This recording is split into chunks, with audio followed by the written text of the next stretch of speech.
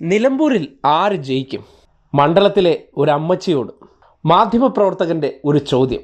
ആ ചോദ്യത്തിന് മുന്നിലെ ആവേശം ഒന്ന് കണ്ടേ. ആരാ ജയിക്കുക? ആരാ ജയിക്കാന്നാ? ഇപ്പൊ കാഴ്ചപ്പാടില്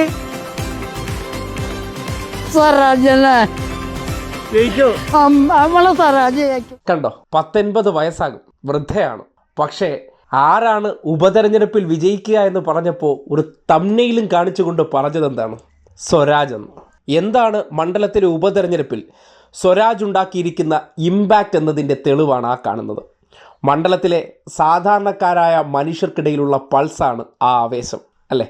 ഒന്ന് ശ്രദ്ധിച്ചേ. ആരാ ജയിക്കുക? ആരാ ജയിക്കാന്നാ? ഇപ്പൊ കാഴ്ചപ്പാടില് സ്വരാജ്യല്ലേ ജയിക്കോ? നമ്മളെ സ്വരാജ് ജയിക്കും. ആവേശം കൊണ്ട് മതിമറന്നുള്ള പ്രതികരണമാണ് സ്വരാജാണെന്നുള്ള കാര്യം. വലിയ രാഷ്ട്രീയമൊന്നും ആ അമ്മയ്ക്ക് അറിയില്ലായിരിക്കാം. പക്ഷേ ആര് ജയിക്കുമെന്ന ചോദ്യത്തിന് പിന്നിൽ അവർക്കുണ്ടായിരിക്കുന്ന ആത്മവിശ്വാസം എന്താണ്? ആ സ്ഥാനാർത്ഥി അവിടെ ജയിക്കണമെന്നുള്ള ആഗ്രഹം എന്തുകൊണ്ടാണ്? അതാണ് സ്വരാജ് ആ മണ്ഡലത്തിൽ ഉണ്ടാക്കിയിരിക്കുന്ന പ്രതിഭാസം. അത് സാധാരണക്കാരായിട്ടുള്ള മനുഷ്യർ കൂടി ഏറ്റെടുത്തു എന്ന് തെളിയുകയാണ്. ഇതിൻ്റെ അടിസ്ഥാനത്തിൽ ഉപതെരഞ്ഞെടുപ്പ് റിസൾട്ട് ഏത് വഴി സഞ്ചരിക്കുന്നു എന്ന് കൃത്യം ബോധ്യപ്പെടുകയാണ്.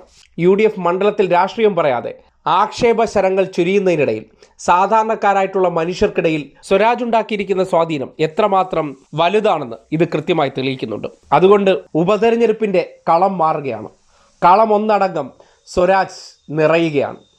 സ്വരാജ് സാധാരണക്കാരുടെ വോട്ട് നേടി വിജയിക്കുമെന്നതിൻ്റെ തെളിവാണ് ആ അമ്മയുടെ ഈ പ്രതികരണമെന്ന് സംശയലേശമില്ലാതെ പറയാം.